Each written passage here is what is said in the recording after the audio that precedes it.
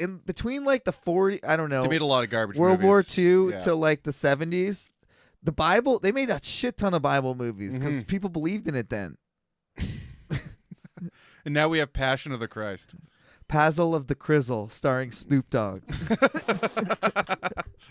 Have you That seen was one Passion? of the first Photoshops I ever saw, and it was the funniest thing I ever seen. Yes, I saw Passion. I saw it in between my mother and father, who were sobbing like a lot, and I was like, "This is so embarrassing." Crying in because Jesus was dying, or Yeah, it was an emotional thing. They watched their Lord take on all their sins and suffer on their behalf. God, to believe that genuinely, I know. I can't understand it. It's fucked up. And like, So we're still sinning. what a though, dumb fucking plan that he did to himself. But now there's no one else to take our sins, right? Yeah, if you don't sin, he died for nothing. A. And B, it was his dumb fucking idea.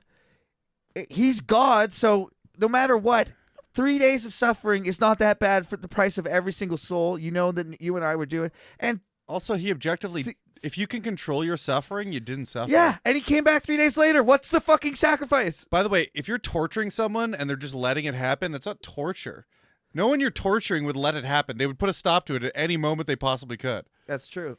So if you have the capability to stop it immediately, you weren't suffering. Well, That's all I'm saying. Jesus cried out from the cross, "Father, why I have don't you care, forsaken but me?" they're the same person. Okay, right?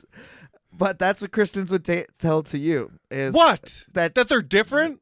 in that moment he was In that moment, he was crying out to himself. he was perfectly His dad, yeah, which is him. Yes, he was That's all the man. stupidest fucking Isn't thing I've it? ever heard. Isn't it the dumbest fucking thing you ever heard? But that's what they believe. He was in that moment all man and simultaneously all God.